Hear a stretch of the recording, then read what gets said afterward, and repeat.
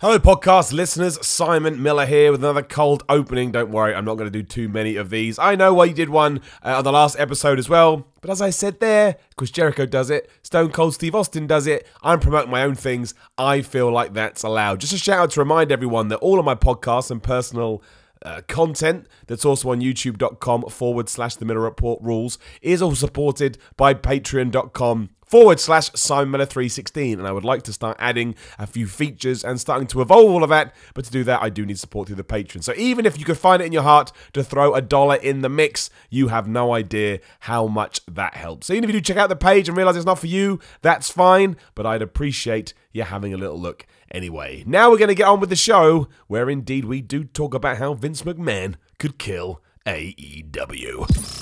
Live from parts unknown, you're listening to Simon Miller's Pro Wrestling Podcast, the only wrestling podcast on the planet, we think.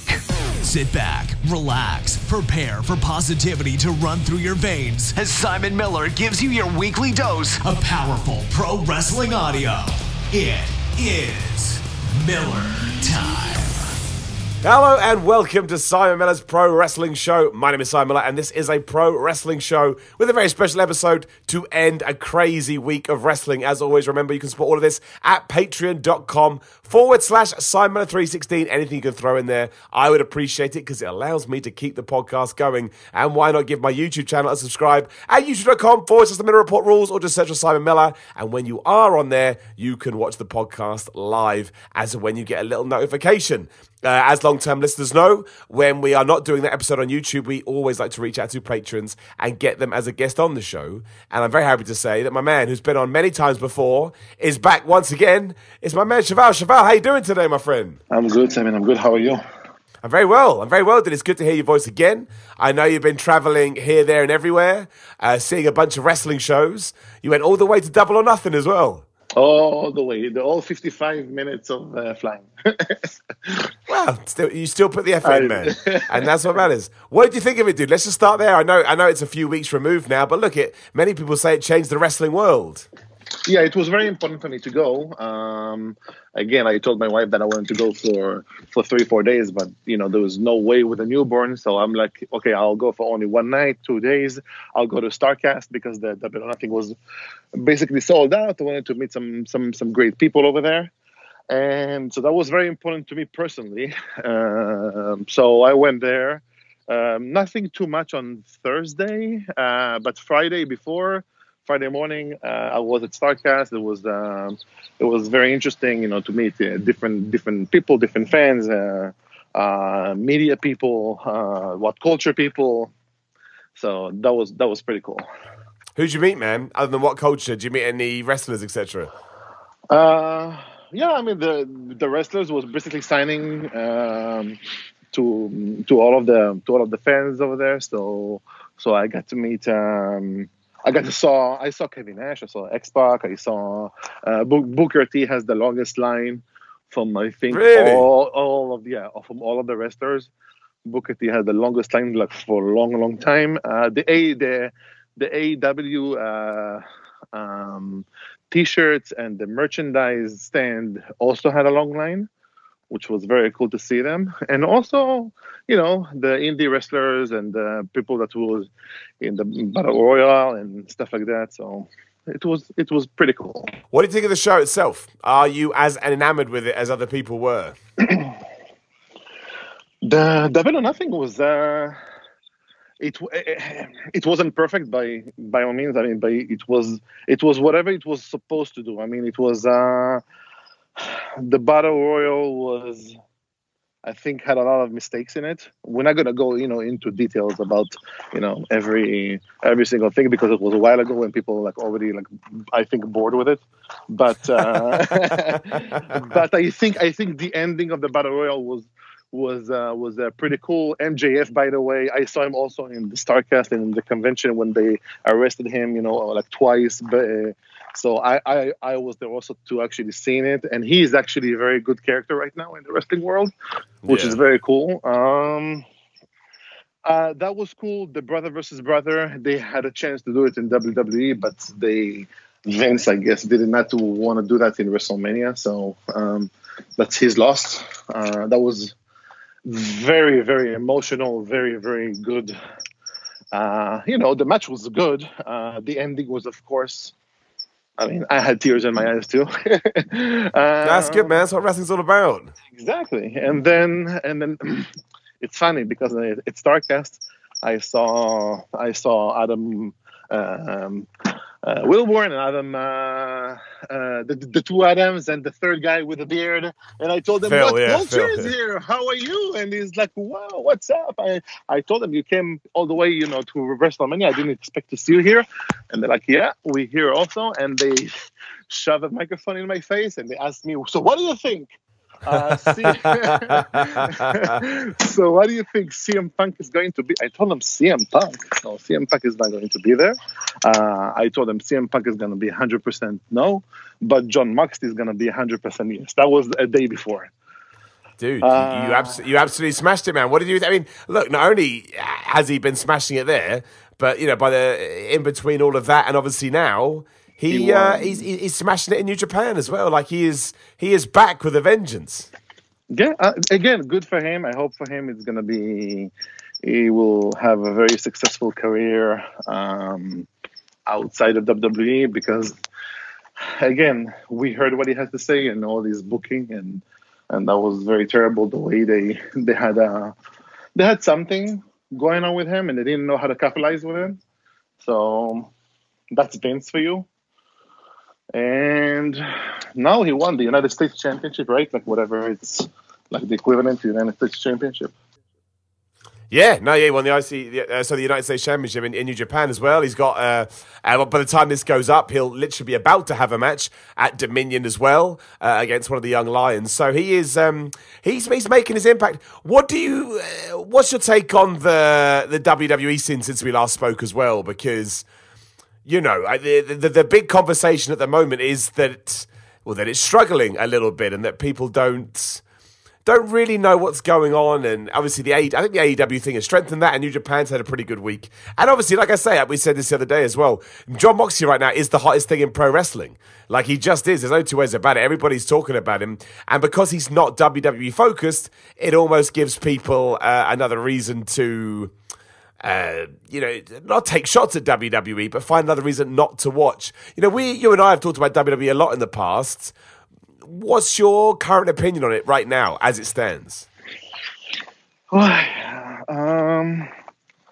think, let's be honest, I'm always trying to figure out if it took me back to when Triple H was in a feud with CM Punk after the pipe bomb, and CM Punk told him, "Yes, I was always the best, and I was always this, and the crowd was always behind me, and it's always your fault, and it's always this, and it's always that." Now I love CM Punk; he's my guy, but Dean Ambrose, in his pick also, I mean, they did put the title on him.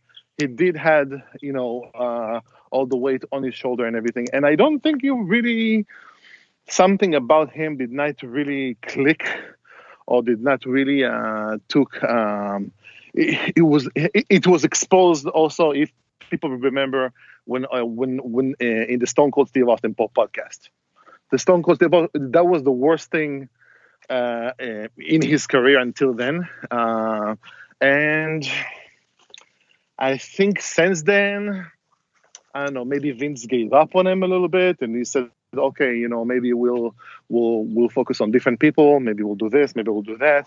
Again, I guess I really don't know. I really don't know if Dean Ambrose was. I think it's 80% WWE and 20% him, and the way people, because there's so much you can connect to someone. We'll see how he's gonna do in AEW. I'm sure he's gonna do great. Now that he's already established his name and everything, so of course it's going to be a little bit different. He looks good. He looks much better than what he looks with his stupid hair with no beard a few years back. Yeah, and he needs to stop, just striking his shoulders back, and all those little things that bothers me as a fan, and I'm pretty sure a lot of people also recognize it also. But I wish him the best. And the thing is that, and you asked me about the WWE product. Vince, in a matter of 30 days, can change the industry and kill AEW in the snap of his fingers, just like that. Just you like think that. he can do that? He can. How? That's my big question. He has the tools. He has the answers. He has NXT is under his umbrella, and he's not even looking to NXT. He's not looking to the product. He didn't watch NXT Takeover in Connecticut. That's his problem. He's not watching his own product. His own product that actually is the best product in the United States right now, I guess in the world of professional wrestling. NXT is 100% number one. And he's not watching it. How can you not watch it? How can you not take a few notes from here and establish it to the main roster with a little bit more? Okay, you want a little bit more entertainment, a little bit more colors, a little bit bigger stage. That's fine, but don't change too much because Triple H is doing an amazing job over there. He already established people. If they need to change their name, they're doing it. Like right now, they're doing it with like 7 other people. But it's been crazy. Like if you have the answer right in front of you, and you have established, there you go. Like everything is ready for you. Okay, let's think how can we make an impact? And then John Moxley, when you hear him say in the interview, and again, when he came back in SummerSlam weekend. Or SummerSlam, a week before SummerSlam. So Vince told him, no, you're going to come back at SummerSlam. And we're going to do this. We're going to do that. And that was a mistake not to have, because it's important the way a superstar returns, And people remember that. It's because it's all about moments at the end of the day. People are not going to remember the whole match. People are not going to remember the whole career and every single, Yeah. So it's all about the moments, and Vince is just not capitalizing on like very great moments that they can have. And again, he has all the tools, he has all the people. He's just not doing it. So that's why the product is like that. Go back to your point about how Vince McMahon could wipe out AEW tomorrow if he just sort of took advice or took whatever examples from NXT. What if I agree with you, but I'm playing devil's advocate here. What if he believes that NXT on a grand stage wouldn't work in the same way that Raw and SmackDown does? Like, let's say that he actually thinks the product he's putting on each and every week is the right one. He just needs to find a way to tweak it a little bit, but he doesn't need any sweeping changes. Why? I mean, the question is why. I mean, ironically, the question is why, because we say this all the time, but it's true. For any flaws or faults that Vince McMahon has now, he's still the most successful wrestling promoter ever, and he still did change the landscape of professional wrestling, and nobody can ever take that away from him. And everybody has a shelf life, so there's every chance that we have come to the end of that. But why do you think, using this as let's just say it's red, that it's the way that it should do, why do you think he's so adamant to ignore NXT? And why do you think he's so happy just let that exist as its own entity and continue to go on with what he's doing? Because he knows it's there. He does know it exists. It's all under his radar. I think he's older. I think we are more complaining about it because we know a different WWE. We were there. We've seen Vince doing the right things, right? So we are so mad right now that you're choosing to kill your company than to grow it. Like, why are you trying to do that? Because from 97 until, I don't know, 2003 or 4, we've seen that you can produce a different product. You can show the audience why to come back different, like on the next Monday, and watch it. And you're not doing that anymore. Just like the product right now is super different because of the PG, and I guess maybe people that's not higher than him, because no one higher than him, but the people that making decisions that force him to do stuff that he doesn't want to do, maybe. And I was trying to think about it, like, in the past week, and like why Vince, and he's trying to convince himself that this is like the right way, and to if Fox wants A and USA wants B, and he's like, okay, what should I do now? So let's do the wild card. 4 superstars from here, 4 superstars from SmackDown. It doesn't make any sense at all, but this is like the only reason to show different superstars on different brands. But why is he doing that? Because they both need it, right? Because Fox is telling him, listen, Vince, I want Roman Reigns. I want Ronda Rousey. I want all of that. And then USA is telling them the same thing. But it's his problem for not growing more superstars, and because you need to tell them who to choose, not the other way around. Because you can make superstars too. And he's not doing that. Everybody's 50-50 booking. Everybody already complains about the same thing over and over again. And the product is super boring. I mean, I'm telling you, I watched, besides the Firefly Funhouse, all Raw on DVR. And it was, I was fast forwarding, times 2 or times 3. Against the whole thing. I saw Roman Reigns, I saw Shane McMahon. I just fast forward. I didn't want to watch anything. So, what would you take from NXT then? Like, what do you? Because you can't just copy and paste it verbatim. I mean, do we take people like Adam Cole and Johnny Gargano and put them on the main roster? Do we take the work ethic they're putting into matches? Is it storytelling? Is it long-term narratives? Is it the more hard-hitting style? What is it that we look down at NXT and apply to WWE that should hopefully start to grow the audience? Like, is it a copy and paste job, or do you think it's more of a subtle, we've got to do this and we've got to do that? That's a great question.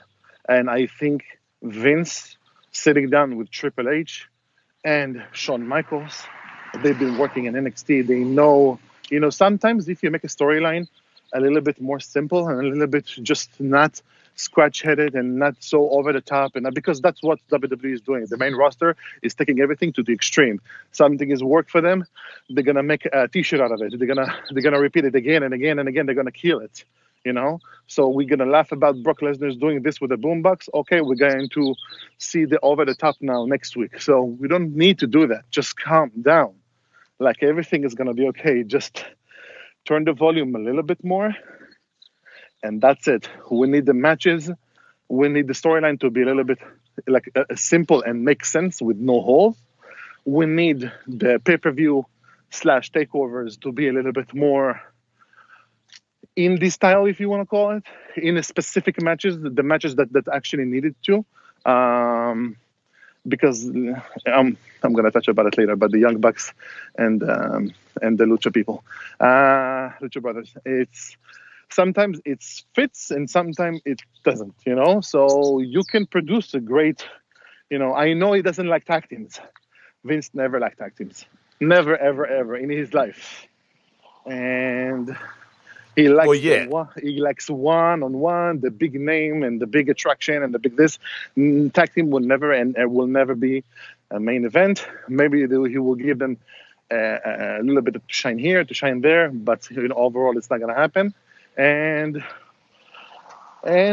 also NXT is just doing like, don't make any mistakes, like you how you introduce us to the characters, right? You can't have Triple H doesn't know about anything that and about the call-ups, and then he's sitting in the middle of the ring and he's like, oh, tonight we're going to show you very 4 exciting people. Ricochet, Johnny Gargano, Tommaso Ciampa, and Aleister Black. I'm like, no. This is the worst way to show them, and Triple H knows that. And I know that the relationship now between Triple H and Vince McMahon are not in the best terms, I guess. No, apparently not. Triple H is furious. I think within inside, I think he can't sleep at night, and I don't blame him.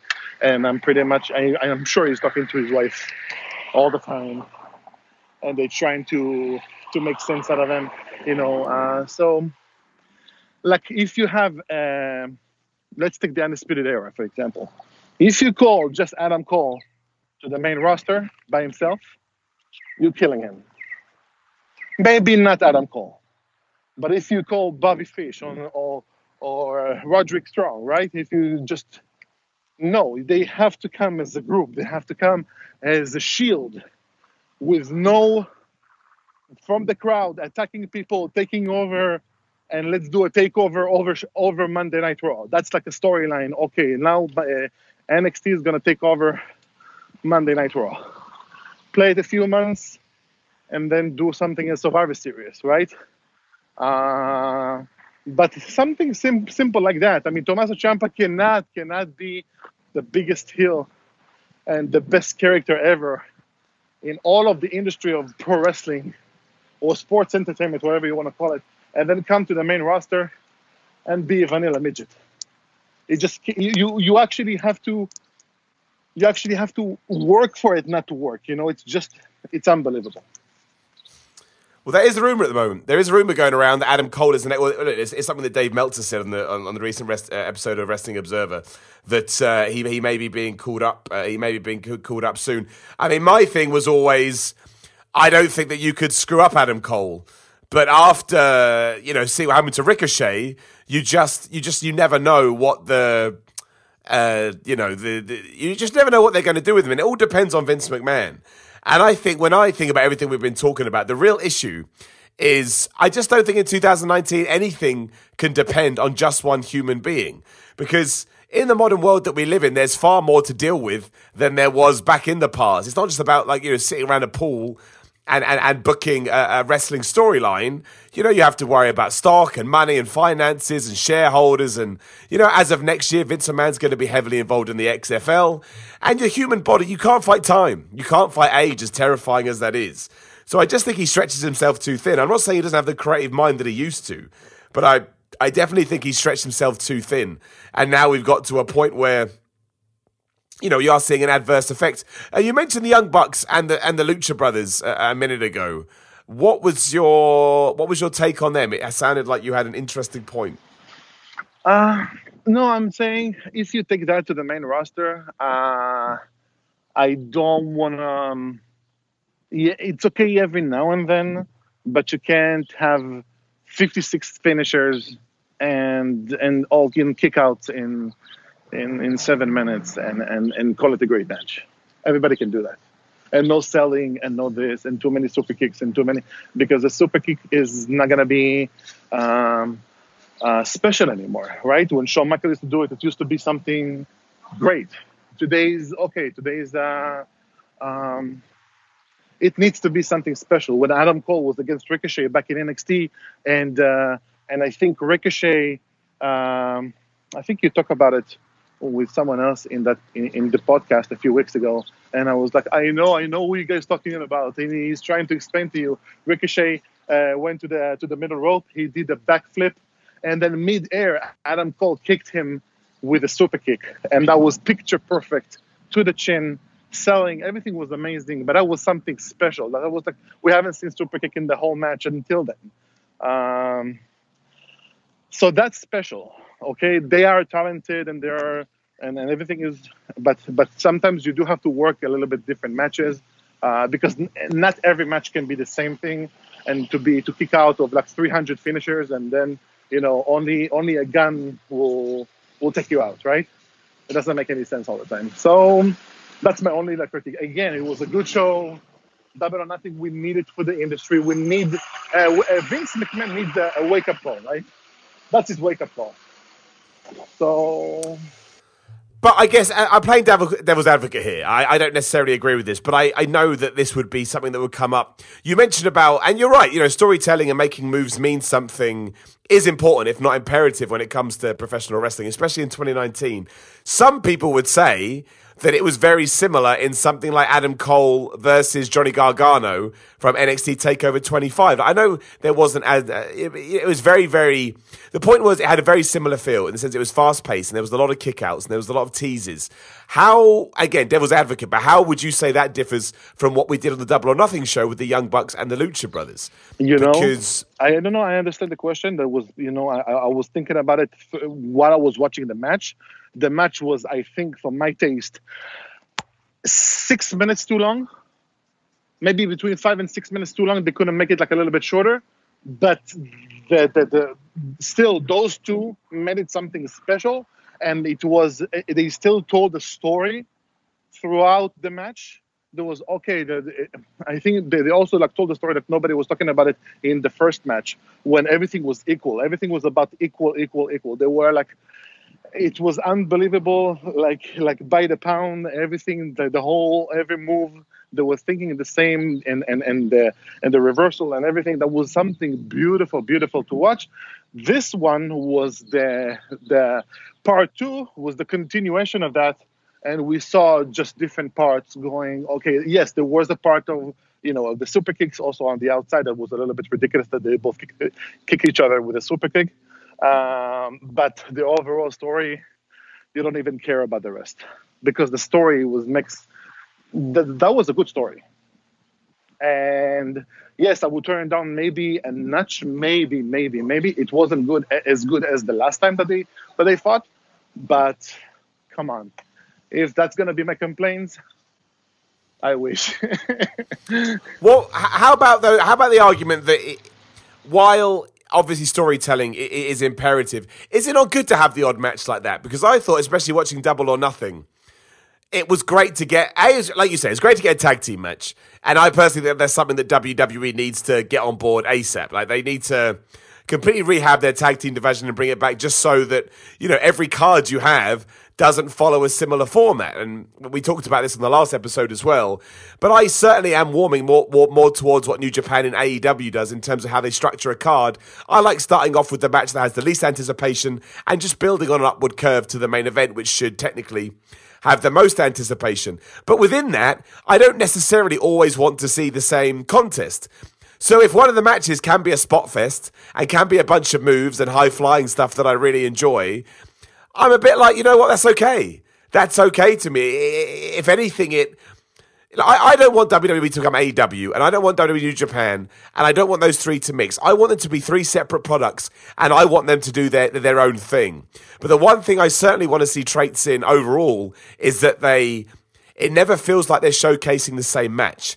And that was the real takeaway from me about All Elite Wrestling, was it felt like, and again, we've said this 1,000 times, but it felt like the wrestlers were allowed to come up with their own matches. When I watch WWE, it's like we're just borrowing from a playbook. So when I got to the Lucha Brothers versus the Young Bucks, to me, I'm like, okay, cool, I know what I'm going to get now. It's going to be ridiculous. It's going to be over the top. I'll just sit back and enjoy it, and we'll see where we get to it at the end of the day. As long as the next match that I watch has that same kind of storytelling and we get that kind of balance. That, to me, is what's missing from WWE. Like, when I watch Super Showdown, well, this is going out after Super Showdown, but I can already imagine, we're recording it before Super Showdown, I can imagine when I do watch Super Showdown, I'm going to feel like all these matches basically blurred into one. Nothing really felt like it stood out. And that's going to be doubly so, because as we know, WWE loves to follow a traditional structure when it comes to it's going to be like a glorified house show, I would imagine, and therefore they won't really, they won't really push the boat out. And when they do that even more, I'm like, well, now I can't even, I just can't get past it. I think you're touching a good point, because the whole purpose of it, before AEW, if you ask Vince what's his competition, he will tell you it's Disney, and it's this and it's that, and it's like every movie, and it's every show that goes on 8 p.m. And I get it. I get the mentality. I get that you want to be the number one entertainment, and every segment has to purpose different crowds, maybe like different genre a little bit. Not everything is going to be the same. Something is going to be comical. Something is going to be this. If I'm watching, someone told me years back, we were talking about the show Friends, and I told him, yeah, everybody likes Friends, And he's like, yeah, I don't like it. And I'm like, why not? Because they didn't touch, because they live, they always have money, and they always have this, and they have no really, really real trouble. There's no black people showing in the show, and there's no this, and there's no that, and it's not like... it's not picturing the real life, which is like, you know what? You might have a point. But this is not what the show is supposed to be. The show is supposed to go on the air for pure entertainment, for the reason that they want. If you want to see that and the real life, go watch Cops. Go watch go watch something else. This is not on your TV in this specific time. This is a little bit more just to escape from your long day. You want to laugh a little bit about cheesy jokes, and move on with your life. WWE is supposed to be also that. Is to escape, right? We just want to watch. It's a little bit too much. It's 3 hours, which is very long, but I don't want to sit around after 3 hours and torture myself. I want to sit around 3 hours and like, oh my God, that was the best 3 hours that I've ever spent in my life. That was like it's a great movie. My butt hurts a little bit, sure, but I want to see more of this, and they're not doing that because you get upset. I can't watch Barry Corbin. I can't watch McIntyre. I cannot watch Bobby Lashley. I can't watch Braun Strowman anymore because they already killed them. They already killed each single one of them. We're talking about how in his snap of his finger in 30 days he can change it. Yes, if he's doing a real makeover. Now, if you're trying to build a storyline with one of those superstars that I just mentioned, I don't even care because you already killed them. So that will make also a difference. And I also think right now, after AEW, I'm sorry that I'm jumping because my head is because I was something that I really wanted to touch to you about. Think about AEW coming 2015 or 2016. Do you think AJ Styles will still be in WWE? I mean, I think someone like AJ Styles will probably retire, but I know what you're saying, that there could be an absolute... I think the thing with AEW is wrestlers are creative people, or at least the majority of them are. I've got no problem if you just want to sit in WWE and do your thing. I think Kenny Omega summed it up brilliantly, where he literally just said, look, there is an appeal to go into WWE because they hand you stuff to sort out. So yeah, I think we're definitely in a WCW, WWE era where some people that want to cut their own promos and they want to do their own matches, they're absolutely going to see what's going on over there and think, oh man, I'd much rather do that because I feel held back in WWE. But in terms of who that is, I think AJ Styles is probably not past it, but I just think I don't think he'd be one of those guys. But if you start talking about Gallows and Anderson, or Finn Balor, or Andrade, or Rusev, or maybe even Nakamura to a certain extent, I think absolutely there could be a changing of the guard, or at least some interest there. But it all depends on what All Elite Wrestling does too. I think it is going to do well, but realistically, we have no idea. We have absolutely no idea what the future holds. Go on. I have a guess, and I'm saying that if first of all, if AEW wasn't around right now, both Kenny Omega and the Young Bucks would have shown up in WWE. You think Young Bucks will turn up in WWE? No. I'm saying if AEW was not a thing, was not established. Yeah. They will make an offer.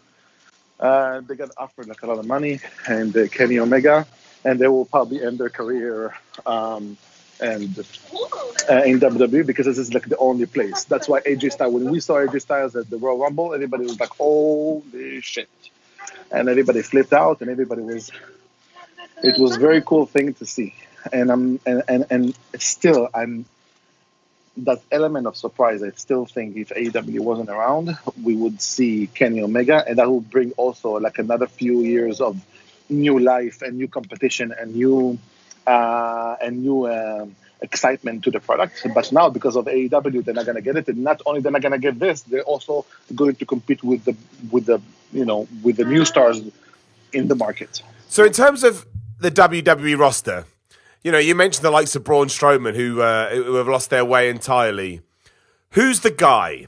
Now, I know there's going to be more than one guy, but who do we put our chips behind now? Forget about what WWE would do. Let's talk about what they should do. Who is the person or persons that can shake WWE up, make WWE feel different, make WWE feel fresh and exciting, and all these things that we've asked for ages? Because obviously WWE can pick anybody and make them feel important again. We've seen that before in the sense that you're never too lost if somebody gets behind you. But obviously we also need to see that happen. So Who do we call up Adam Cole again? Do we call up Johnny Gargano, or do we try and rehab the likes of Braun Strowman and Bobby Lashley and even Drew McIntyre at this point? I don't think Drew McIntyre feels as special or as exciting as he did, 6 months to a year ago. Let's say this. I told myself after a few minutes watching NXT TakeOver 25, I'm being very dramatic right now with my voice. I have chills when I say it. I see Matt Riddle and Roderick Strong, one of the main events of WrestleMania in a few years. That's what I told myself. Who, sorry? Roderick Strong and Matt Riddle. And Matt Riddle. One of the main events. They can actually go to again, not the closing show, but one of the attractions for the Intercontinental, for something major at WrestleMania. And everybody will just lick their fingers. Everything is good. Oh my God, this is amazing. Roderick Strong is absolutely incredible. First of all, if you see a person like Roderick Strong, not everything in NXT is perfect. If you see someone like Roderick Strong when he began his career, and he's a great guy, he's a family guy, he's married, he has a kid, and but when he was pursued as a good guy in NXT, he was boring. The crowd was like, you get behind him a little bit because it's NXT crowd at Full Sail. As soon as he joined Undisputed Era, he became just. Of course, with more attitude, the volume is a little bit more. Even the wrestling moves is picture perfect, and they just more extreme and everything. He has a character now. Now he's actually interesting to watch. That's why you have this thing of babyface and a heel. If you wanna show something a little bit more, you turn him heel, and then you go from there. And then you see if the crowd is going to cheer for him later because he's that good. It's going to be organic or not. It happened with The Rock, and it happened with a lot of people. Okay, Roderick Strong is just unbelievable. It's just amazing. Matt Riddle is a babyface, and you can see because there's a few matches back in TakeOver, you can see that he can lose it also, and he can be a great heel also. But they just wow, they're just great. Adam Cole can be great. Becky Lynch. Look at Becky Lynch, the so-called, one of the biggest superstars right now on the main roster. They've been booking her perfect from SummerSlam until the Royal Rumble, and then the Royal Rumble until WrestleMania. She was garbage, and she's garbage even more after WrestleMania. She's trying to make it better because she's Becky Lynch with her promos, with her social media, with her stuff like that. But they're giving her. Again, we talked about it like before. She's not what she used to be. She's not what she got over because of specific things, and now she's not that. So they're making a mistake with their own product, and they're getting behind Becky Lynch because Vince knows that she's the number one merchandise seller right now. So you have people like that you can just twist a little bit, and like Becky Lynch in the main roster, and make it a little bit better. And all the rest, if you call Undisputed Era from NXT, it will be. I will watch Monday Night Raw. I want to see what's going on. I want to see the next feud that Adam, but not now. 2019, the whole Undisputed Era, they all gonna wear gold in NXT, and don't call him up until maybe the Royal Rumble weekend or even WrestleMania weekend. Not now, Vince. Please, if you listen to me somehow. But if we Triple H, just hold on to them a little bit more because Roderick Strong is going to feud with the Velveteen Dream for the North American Championship, and Adam Cole already has a championship, and then the Undisputed Era will regain the tag team championships, and that's going to be, it's almost like Evolution back in the day, and everybody's going to wear gold. That's the whole story. But if we wait until sort of early next year, what do we do for the last 6 months of this year? Because I don't think WWE can rest on their laurels anymore. I think WWE. It depends on the rating. The ratings went up this week. I mean, they went down for SmackDown when they went up for Raw. So, I think we'll know more when the football season begins. But let's say that they do start dropping below 2 million and stuff. What do we do then? Because we can't wait till the Royal Rumble, just to see what happens. So, given the lay of the land now, especially if we say, October is going to be a massive. I think October 2019 is going to be something we look back on and have huge conversations about, because it's likely going to be when AEW launches this weekly TV show. It's going to be when WWE moves to Fox, which on paper should mean that viewers go up. We don't know that for sure, but that's what you'd like to assume. But that's still, there's still 6 months worth of thing, and the wildcard rule hasn't worked. Whatever interest there was in that has worn off, mostly because they just put the same people across each way. Long-term stories still haven't come back. There is no one really right now that is sparking people off and getting people excited. Brock Lesnar, while it's been kind of, I wouldn't say it's been all right. At least he's been on TV week in, week out. That will change because we know what his deal is. So my point is this: when we're looking about the rest of the year, what do we do now? That's the thing. What do we do now? Who is the person we lead towards? Who is the person we talk to? First of all, Vince cannot go crazy again. And cannot feel very pressured, like to the wall, and just ask Triple H, oh, so who's the top 4 guy that you have right now? I want to put him in the main roster. No. This is not the answer. You don't do it anymore. You almost literally killed Tommaso Ciampa and Johnny Gargano. They almost did it. You almost killed them. They became a babyface tag team in the main roster for a few weeks. And then, I don't want to say thank God, but, I guess thank God that Tommaso Ciampa got injured, so Johnny Gargano went back to NXT. I don't know what would have happened. I mean, it's not their time now, and Johnny Gargano in the interview also said, hey, listen, I'm happy here in NXT. This is that's a main roster for me. What Vince needs to do, first of all, watching Brock more than twice a year helps. It does, honestly. I've been thinking about that. I still quite enjoy him. If he's on TV every week, I enjoy Brock Lesnar. I do. I think he's a lot of fun. The issue is, I would still argue that I don't need to see him in the title picture, because I think as soon as you put him in the title picture, you negate him having feuds with Braun Strowman, Bobby Lashley, Drew McIntyre, whoever, because they're not in it too. However, yeah, when you do have him on TV each and every week, I actually think because we're so used to him not being there, for now at least, it was have a shelf life as well, but for now at least, it does make things feel more interesting. I quite like it. I don't hate it. I've been thinking about this. No. I think people didn't get behind Brock Lesnar and started to hate him because he wasn't on the show. That's it. He was not on the show, and people are like, okay, our Universal Champion is on the show.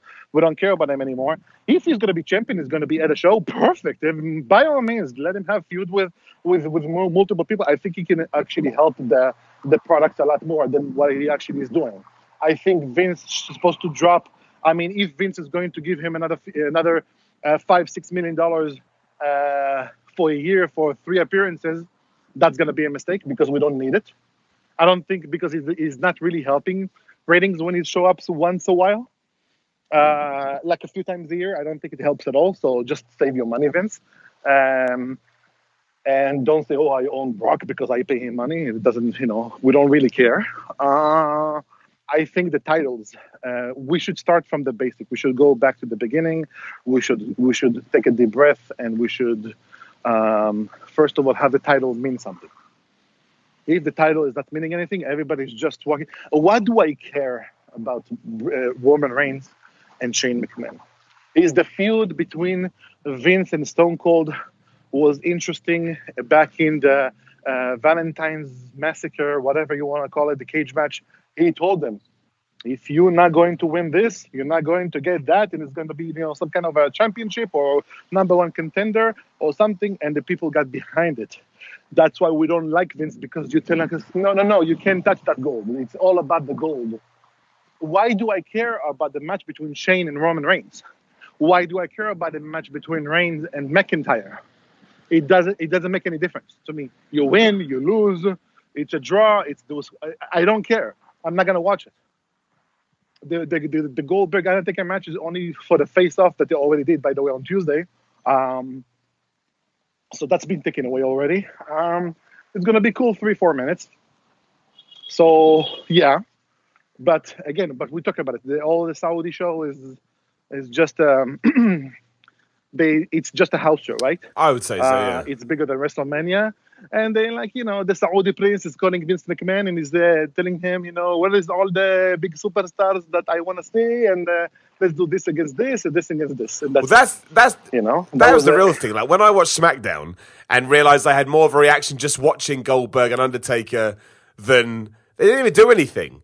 Do you know what I mean? But because they came across like themselves and because they were allowed to be unscripted and just, say and do whatever they want, that was, it just so much better. It was just so much better. And the fact that it is an issue. There's no point, even if you want to try and spin things positively, it is absolutely a problem that WWE has all these people on the roster who are really talented and, can absolutely do the job. And yet it takes, two guys from 20 years ago, really, when wrestling was at its peak, to make me feel that reaction of, oh, wow. I never thought I wanted to see Goldberg versus The Undertaker. It was The Undertaker versus Sting. It was the Goldberg versus Steve Austin. Those were the matches we were talking about.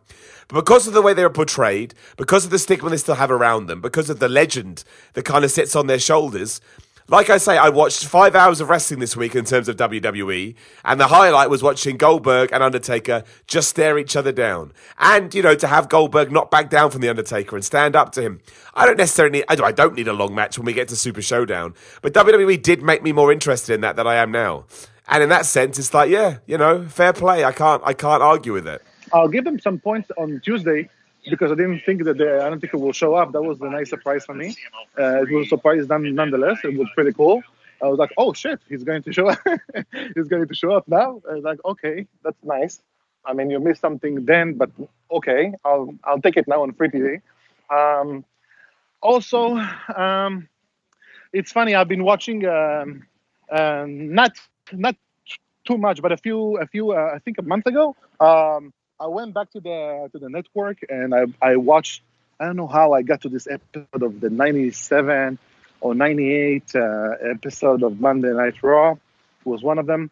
It was when Jeff Jarrett came back to the ring, and I think I watched him doing an interview, and then I checked the date, and I went back to and then Vince McMahon just told him, open microphone, just go say whatever you want, and he had a pipe bomb. People didn't call it a pipe bomb back then, but it was a pipe bomb.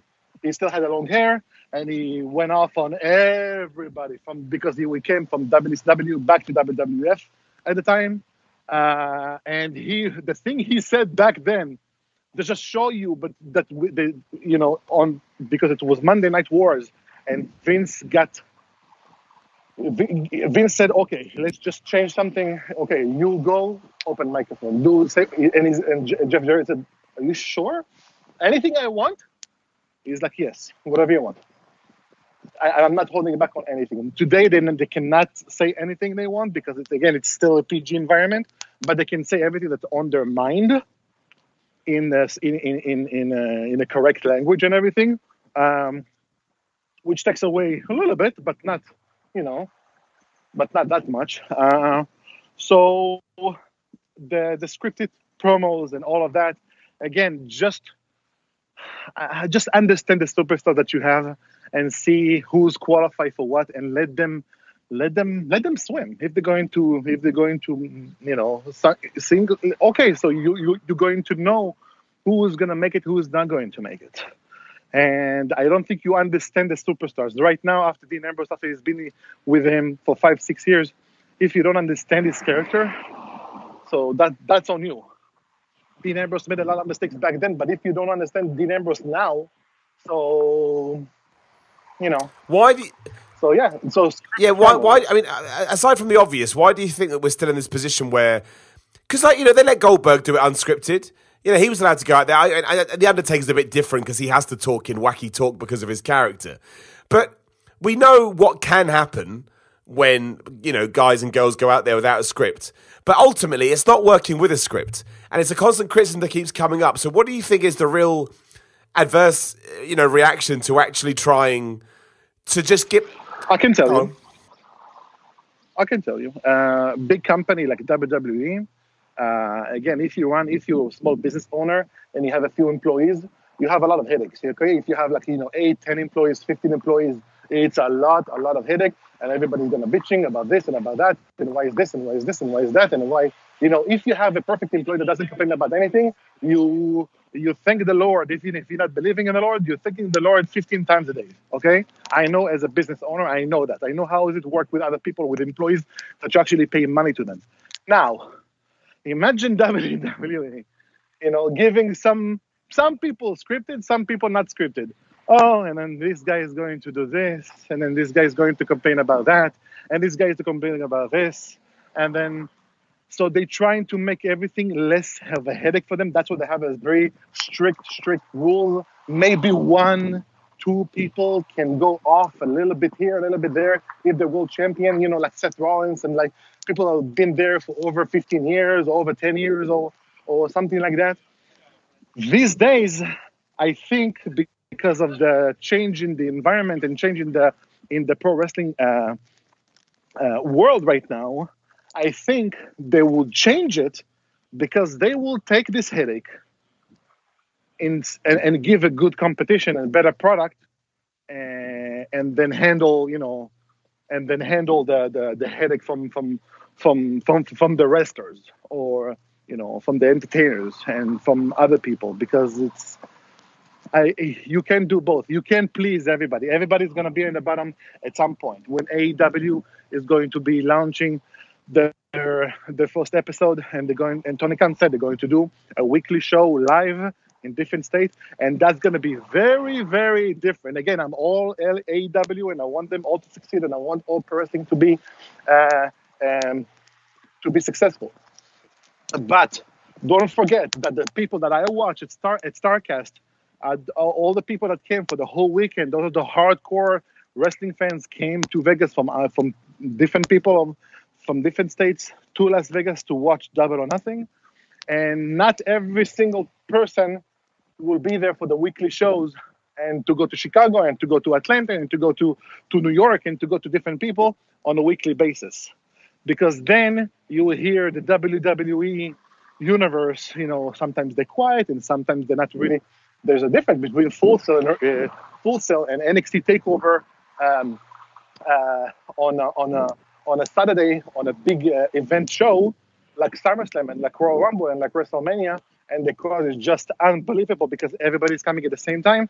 And the weekly show of Raw and SmackDown, that seriously 30-40% are just like not even paying so much attention. They're like, oh, he did a cool move, yeah, because I came with my sister and I came with my brother and I came with whatever. So they're gonna have they have to win again with a lot of people. To do a weekly live show will be very difficult, very, very difficult. It's gonna be that's gonna be the test, basically. I hope they're going to make it. Because all those hardcore fans are not going to show up every week. They're absolutely not. And going back to the point about promos as well, and this is how we'll end. This is how we'll wrap it up. So are we basically insinuating that WWE would rather play down to their talent that's not able to do it, as opposed to play up to those who have the ability to do so? Because that kind of, if you're going to have a blanket rule, it's almost like surely we should be trying to allow those who have the magic to unleash and dealing with those that don't, as opposed to trying to micromanage everything to a point that we're negating the people that have this magic and they have this skill. Surely that I'm not saying you're wrong. I'm not at all. You're probably right. However, it's a very interesting way to be. It's the anti-Paul Heyman. We're not playing to our strengths and hiding our weaknesses. We're so scared and worried about our weaknesses that we won't even risk them being shown off to a wider audience. And that is not a recipe for success, I would say. I would say it's something you need to stay away from. If you see a superstar with Andrade Cien Almas, you don't tell him to go speak and learn English. You tell Selena, okay, you're going to be the mouthpiece right now, and he's going to be one of the main events of our company because he is that good. And if Brock Lesnar can have Paul Heyman, because Brock Lesnar is not the best on the microphone, right? He's got his own way. He's got his own way. Based on the microphone now, but back in the days, okay, there's a reason why they put Paul Heyman with him. There's a reason why they put different Bobby the Brain and Jimmy Hart, like with the specific wrestler, because that wasn't their best. So yeah, so play to their, to the positive, to whatever they can offer for you, and not they like don't put. I don't want to hear Lars Sullivan after his last promo. Oh yeah, that was weird. horrible. That was really weird. Yeah, I don't know what that was. Scripted. That was horrible. I wanted to change the channel. I didn't know. I was uncomfortable not in the matter of I'm not comfortable because I like it. I'm not comfortable because it's not for me. If I was a new audience, I would change the channel. Oh yeah, no, that was just weird all around. There's no two ways about it. It was just bizarre. It's weird. Let him have heelish. I understand why they're not booking him in the matches and win, because that's like a baby face, almost like Goldberg kind of a streak, because he cannot lose right now. So people, I think, cheer him at some point, and they don't want that. So they're doing like you just walk in and just beat people up, and that's it with no matches. But I think right now to fix, we're going to close it up with the promos and everything, and also the titles. They have to mean something. Enough with the pancakes with the WWE Championship. Enough with the Universal and WWE champions coming to Brock Lesnar and beg him for like a match or something. Have them mean something, okay? Because the titles are first, and you work yourself, up from there. There you go, Cheval. It's always a pleasure having you on the show. We can talk for Hell 5 yeah. hours. Hell yeah, dude. Like, I always appreciate your time, man. I always appreciate your opinions. And of course, getting into down and dirty with the AEW, WWE stuff is always going to be interesting. And as much as people are getting sick of it, well, it's not going away at any time soon. So embrace it. Enjoy it. We don't know what's around the corner. Have you got any events coming up as well, Cheval? Or have you got to take care of your new daughter, I'm guessing? I'm taking care of my daughter. I did open a new Instagram page. It's called Cheval TV. The reason it's called Cheval TV is I'm going to have a YouTube channel coming up soon. It's going to be called the same thing, Cheval TV. And that's it. I'm going to rant about, I think, a lot of wrestling, the Raw, SmackDown, NXT, some news, some pay-per-views and stuff like that, because we have a lot to event. There you go.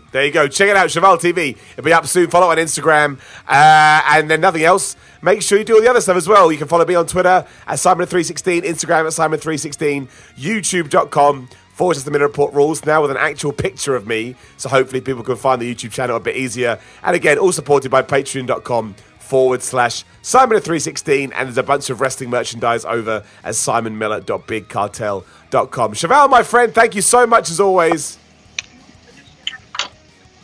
No, I think he's gone. He may be gone. Anyway. I'm here. No, he's there. Thank you, my friend. Thank you very much. Thank you. You're very welcome. And we'll talk to you all again very soon.